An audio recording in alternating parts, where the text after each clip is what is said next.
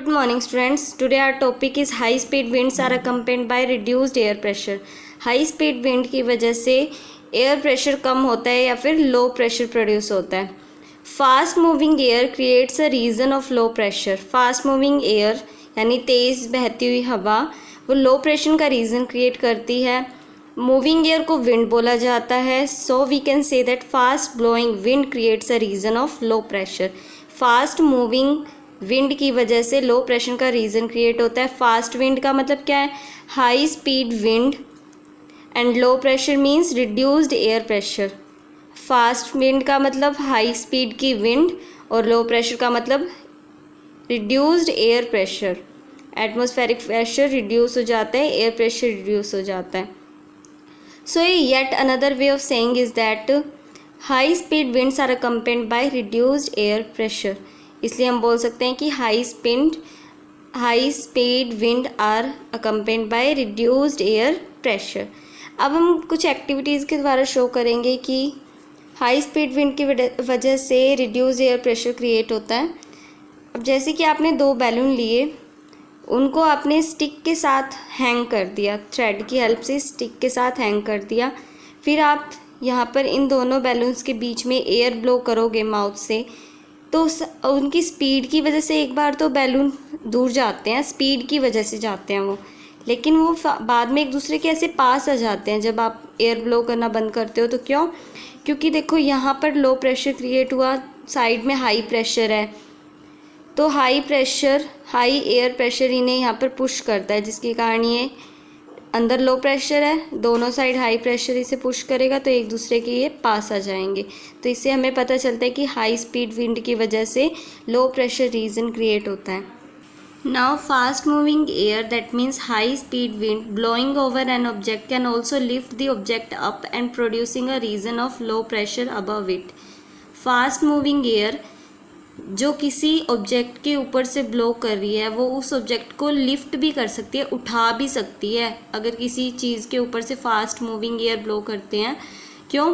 क्योंकि वहाँ पर लो प्रेशर का रीज़न क्रिएट हो जाता है. जैसे कि आपने एक पेपर की स्ट्रिप ली, इसके ऊपर आपने एयर ब्लो करी माउथ से, तो ये इसकी स्पीड की वजह से पहले तो बेंड हो जाएगी, तो यहाँ पर लो प्रेशर रीजन क्रिएट होगा. यहाँ पर लो प्रेशर रीजन और नीचे क्या है? High pressure region.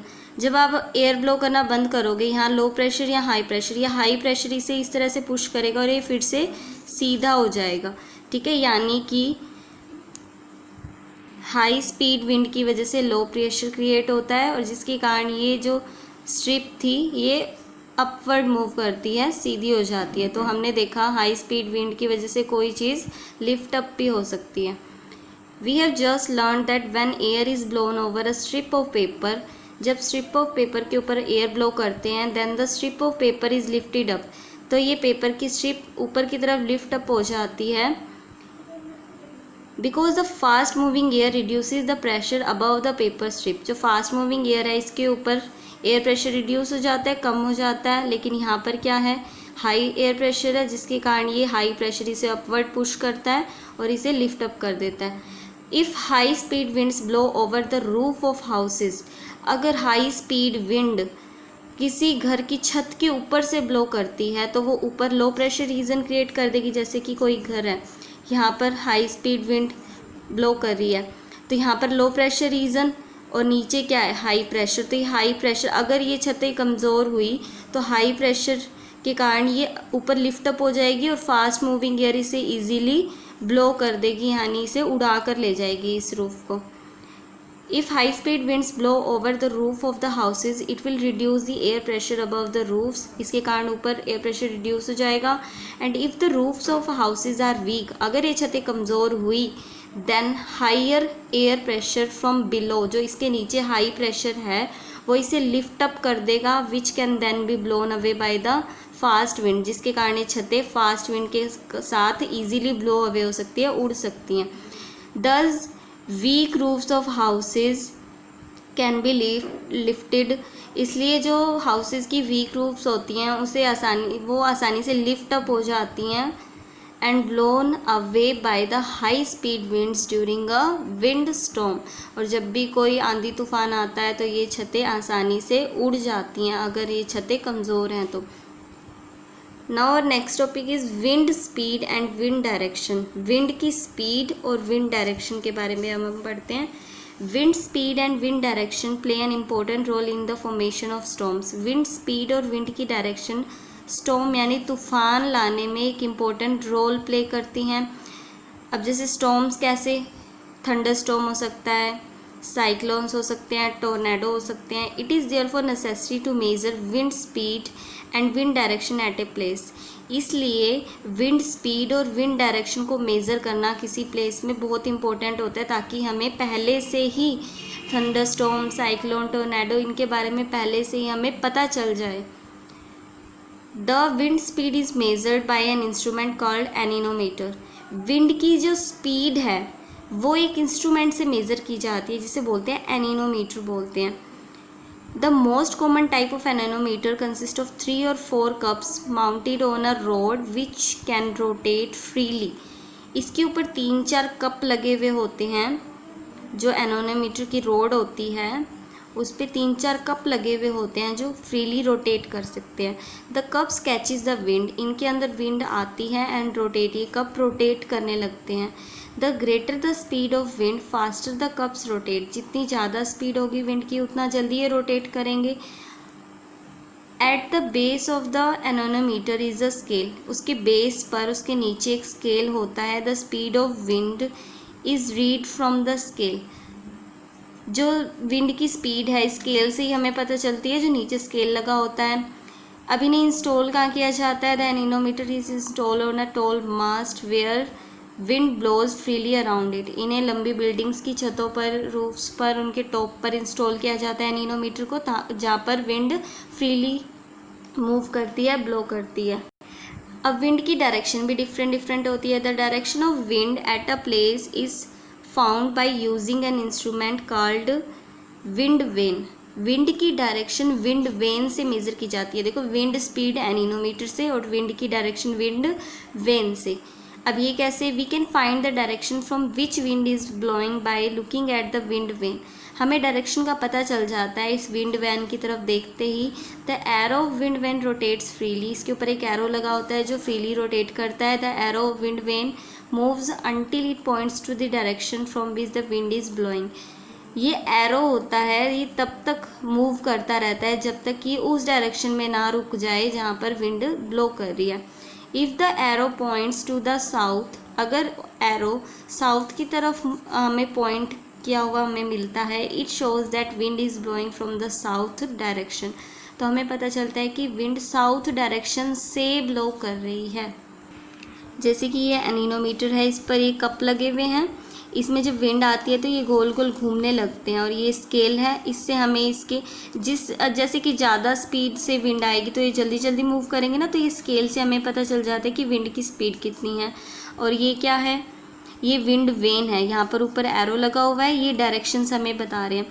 तो ये जैसे जैसे विंड की डायरेक्शन चेंज होती है तो ये एरो की डायरेक्शन भी चेंज होती रहती है।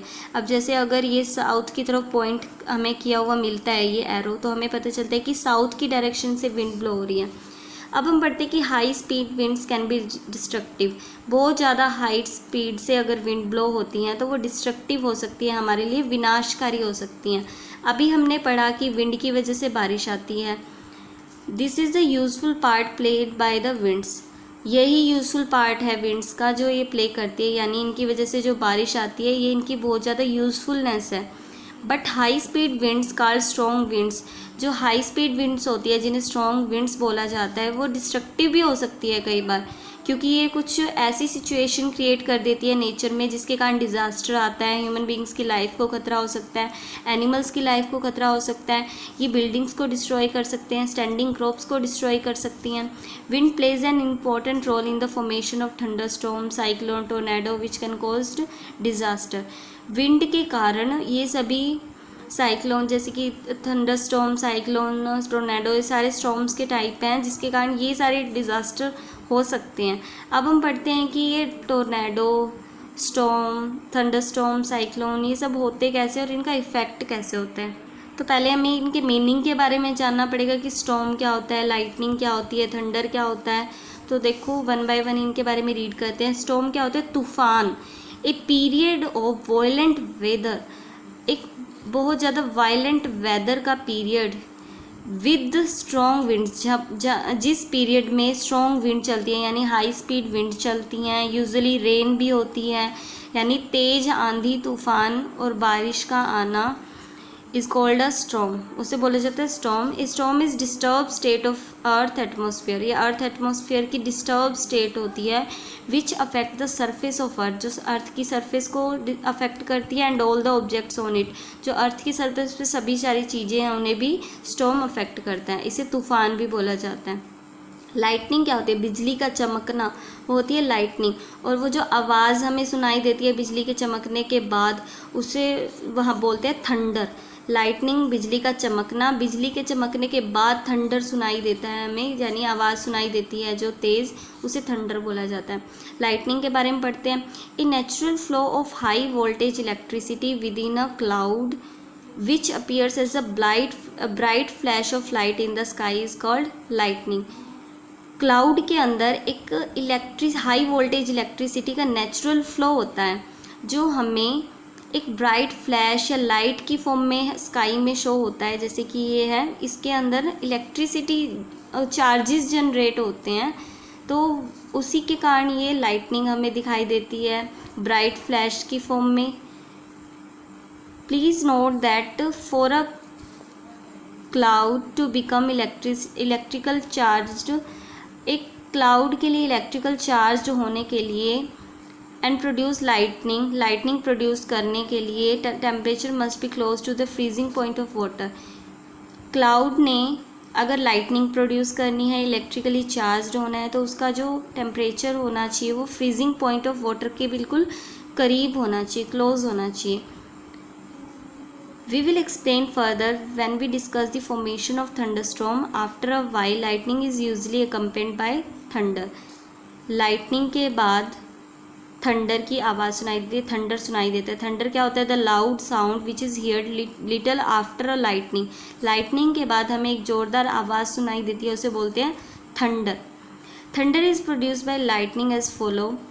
The high voltage electric spark of lightning heats the air in the atmosphere to a very high temperature.